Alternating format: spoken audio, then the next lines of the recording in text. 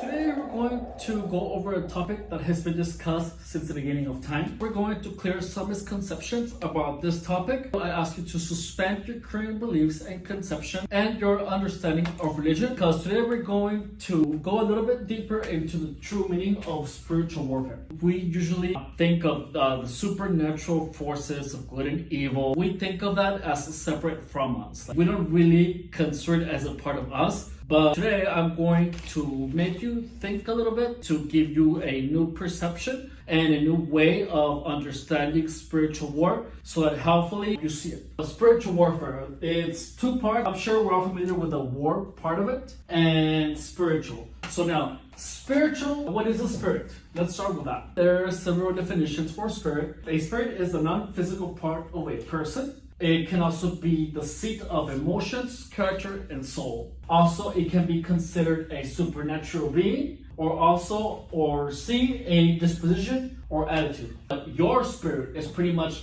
the seat of your soul, your character, your emotions, your dispositions, and your attitudes, all right? Now, the dictionary's definition of spirit, doesn't it take away the religious or supernatural significance of the phrase spiritual warfare? Now, when you think about it, it makes it more into a psychological war.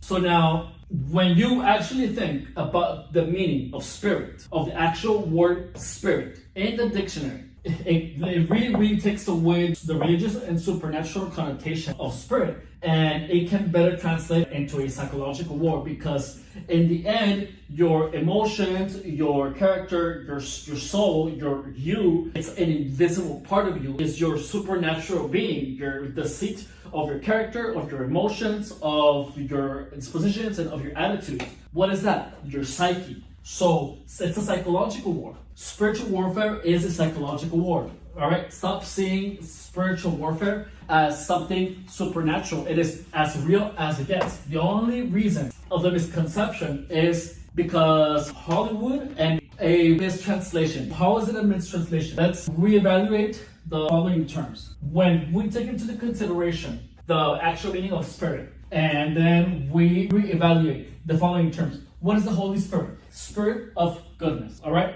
What is an evil spirit? It's a spirit of evil. It is an evil attitude, disposition, emotion, character, soul. Now, let's see. Satan, demons, what are they? They are evil spirits. They are spirits of evil, boom, spirits of evil, same thing. It takes us right back to here. It takes us back to a disposition, attitude that is evil, all right? Next, all this is part of the human experience. Why? We live in a world of dualities. There's positive, negative. We live in a world of endless microcosms and macrocosms, all right? Proof, everything is in dualities. Everything. There's good, there's bad, there's life, there's death, there is empathic people, there's narcissists, hate, love, light, darkness, evil, and good, all right? Evil and good. Everything is dual. Even your brain is dual. You have the narcissistic part of you and you have the empathic part of you. So even though this might be a little bit tough to see, but people who are overly docile is because the narcissistic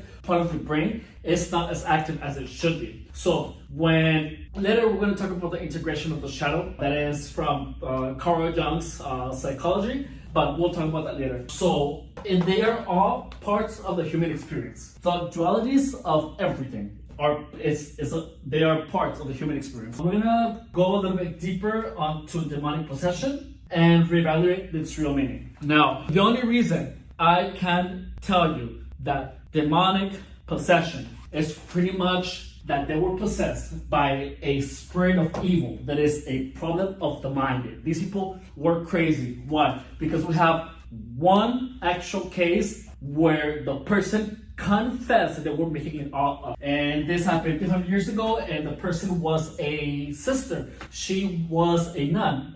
Sister Maria, I don't know how the fuck you spell this, but it's Crucifisa de la Concesión. She got press killed. She pretended to be demonically possessed. She acted convulsions, stigmata, and that happened about 200 years ago. So what do you think that people in Hollywood would use all these stories of a nun pretending to be possessed by the devil and to sensationalize this to make money? course. And not only that, but the bitch even toured all over the world showing her fake stigmata. And we actually have a letter where she confessed everything that she did. It was all BS. It was all made up.